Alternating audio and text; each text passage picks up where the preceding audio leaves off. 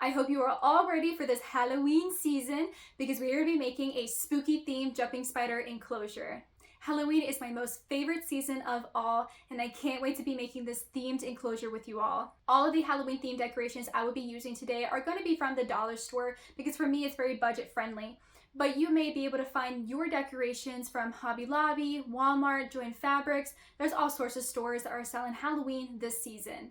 I just hope to at least inspire you all to get creative and make some really cool, interesting jumping spider enclosures. It's so fun to DIY a jumping spider enclosure, and I want you all to have as much fun as I do when I make them too.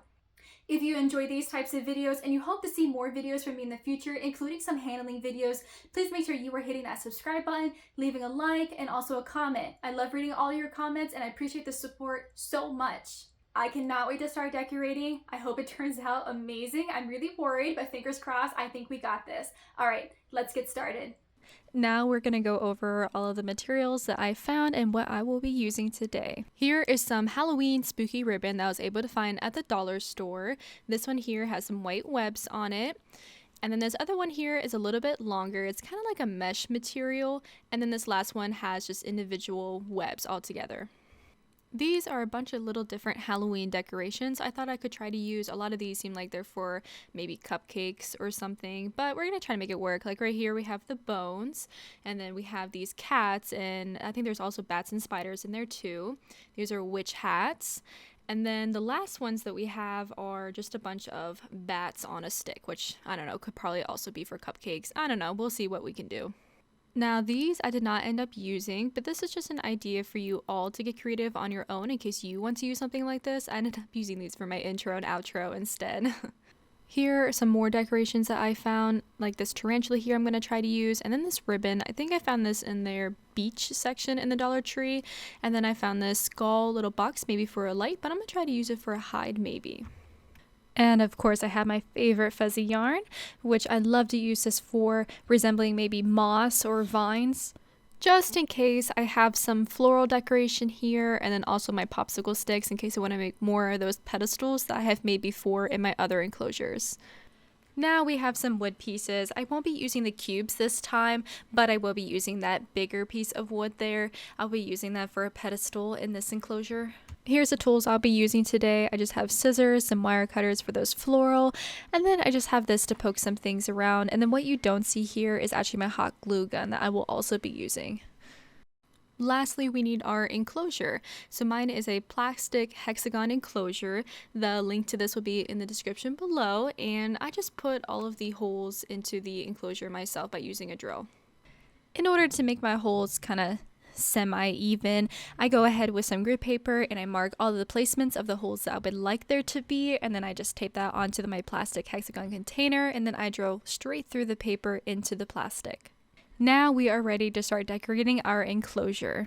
The first thing that I was really hoping for was to find a good position for this skull hide to go into the enclosure, but because of the shape of the enclosure being a hexagon and the back not really being straight down, it made this actually a very awkward hide, and I didn't really like how it looked in there. To try to still use this in my enclosure, I decided to break off all of the sides of this box, so that way I can keep the front of the skull and still use it in my enclosure.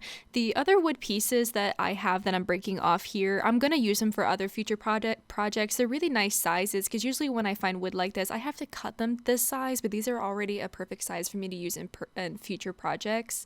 But for right now, I'm trying to be very gentle because this is very weak and it's very easy to accidentally break the front of this, which I already have. You can kind of see where I have the front of it. It's very weak there, but we're gonna still try to make this work.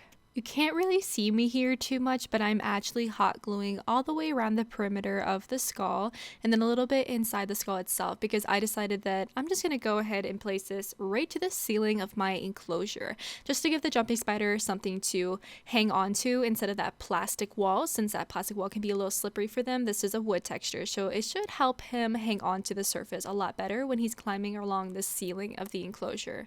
Now, I know this one is quite large in comparison to the size of the enclosure, but I was really determined to make this work because I thought it was a really cool idea to have a huge spider in a spider enclosure for a smaller spider. So I'm just testing out some options here, and I decide that I end up gluing it to the side of the enclosure, just like this. I need something for the other side, so I decided to go ahead for the fake bones that we have here and try to align them on the other side. It was really hard for me to find a good placement for these just because I didn't want it to look awkward and I was really trying to make it work. But in the end, I ended up finding a position that I felt like I could use and it wasn't as weird as I thought it was going to look. Glue to both ends of the bone, and I go ahead and press it firmly to the side of the enclosure. I decided that that side needed a little bit more something to really be complete. So I took out the bats that, I don't know, maybe they're for cupcakes or something, but I just go ahead and I rip off all of the wooden spikes on the end of the bats, and I just break off a whole bunch because I'm going to try to make it seem like, fake bat silhouettes is just merging, flying across the side of the enclosure. So I just go ahead and I just have a bunch here that I prepare and I start gluing. I did have to go back in with scissors because whenever I was ripping them off, it was kind of leaving a little bit too much of a jagged end for me. So I ended up just taking scissors to kind of make that way more smoother, just for a nicer finished look. Maybe you use something differently than scissors, but scissors is all I had. When I place these inside the enclosure on the wall, I kind of just do it randomly. I don't really think about it because honestly, I could probably just make this too overly complicated if I sat and tried to make it really precise and perfect. So I really just try to go for it and just see where each one kind of took me. And I think the end result was pretty good. I think it's a bit what I was kind of going for. I did just try to pace them out. I did a little bit kind of too evenly. I think I kind of wanted to be a little bit more sporadic than what I had it, but I didn't want it to look too copy and paste. So I really tried my best, but then I was really worried about if I spun them around or did them too far apart that it would look not so great, but with the way it turned out was fine. Moving on from that side of the enclosure, I decided to start working on these other cupcake decorations, and I actually decided that I couldn't really use them inside the enclosure because if you're misting every single day, I worried about what those would potentially look like in the future with water and moisture and everything. So I actually decided that I'm going to put them on the outside as some outside decorations instead of these signs that I usually make for all of my enclosures. To make this happen, I felt like it was a good idea to actually double up the design and to go ahead and rip off that toothpick that they have there. Then I just go ahead and hot glue both sides of them together, and because both shapes were not identical to one another whenever you flip them like that, so I actually had to go in with some scissors and cut off wherever I saw that white underside.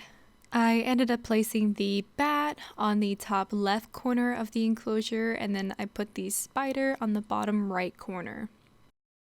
Setting aside those cupcake toppers for a while, we're working on this web ribbon. So I'm actually just lining up the bottom there and I'm cutting the ribbon to length just so that way if the jumping spider ever crawls along that area, it feels a little bit more secure, so it's not climbing on just that slippery plastic, but instead this very textured ribbon. So now I just hot glue each four corner and then I press it into place. Out of those two floral decorations you all saw in the beginning of the video, I decided to go with this one, except I'm not using the entire decoration. I actually just end up cutting off this black colored fern here, and then I go ahead and I glue it into the corner of the enclosure, kind of like how I do in my other videos.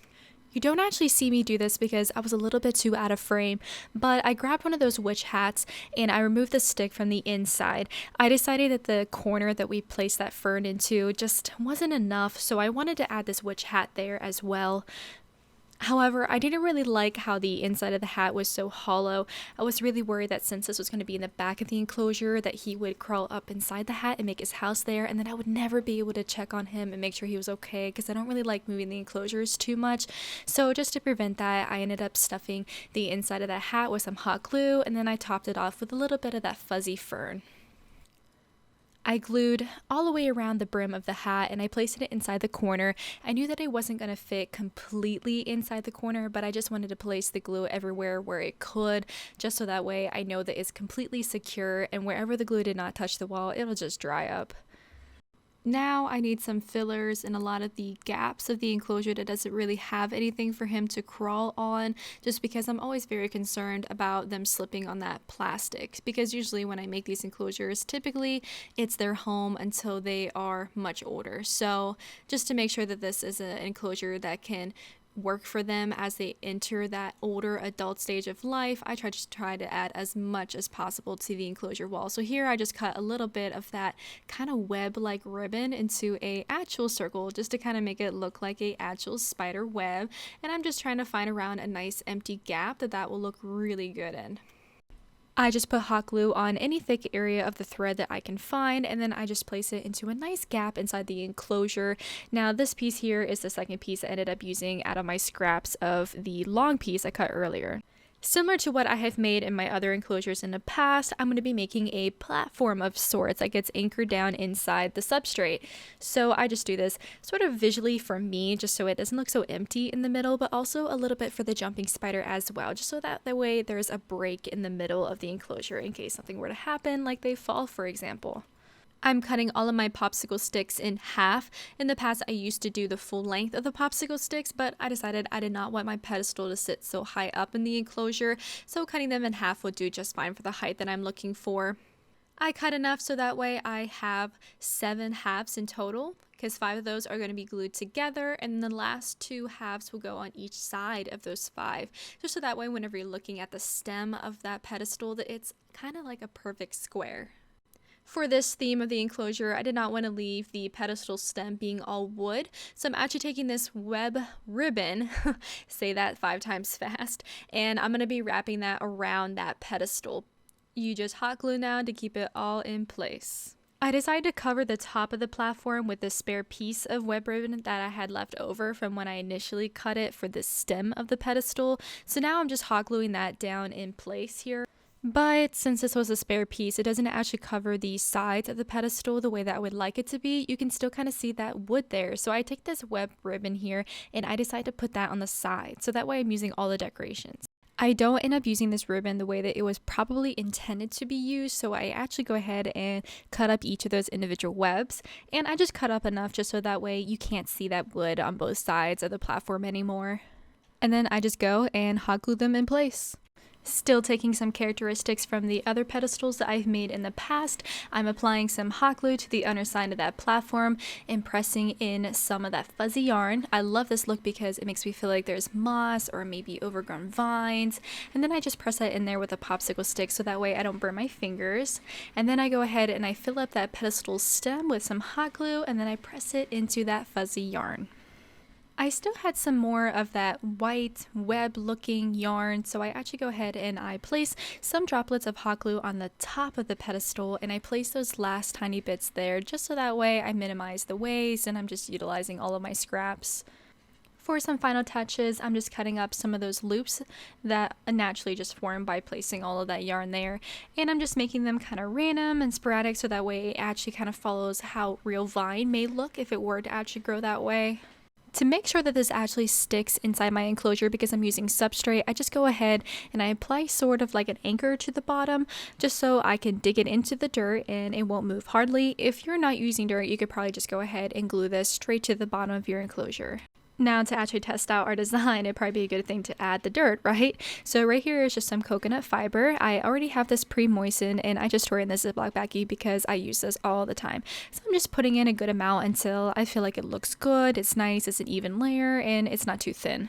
Now to actually place our pedestal inside the dirt, using that cross X design there that we have underneath the pedestal, I'm just going to bury that in the dirt so that way it stays pretty still. If you want to, you could actually probably hot glue the corner of that pedestal to the wall of your enclosure if you want it to be extra steady secure in case you're moving around your enclosure a lot, but I didn't in this instance.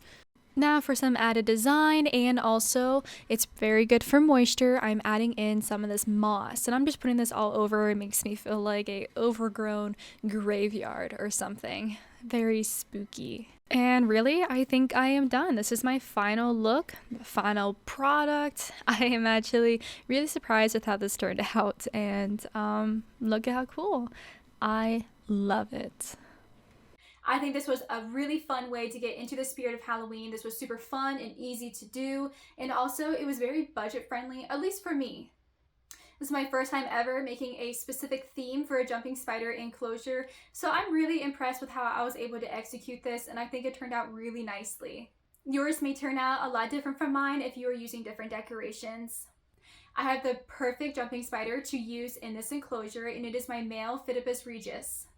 He's a subadult right now, so I think he will really enjoy the space that this enclosure is going to give him. So that does mean that I will be using this enclosure all year round, not just for this season. I mean, you have creepy crawlies. I think this is a perfect theme for those jumping spiders. Please make sure you hit that notification bell because I will be making many more YouTube videos and I don't want any of you all to miss out. Thank you all so much for watching and I can't wait for you all to join me next time. Bye!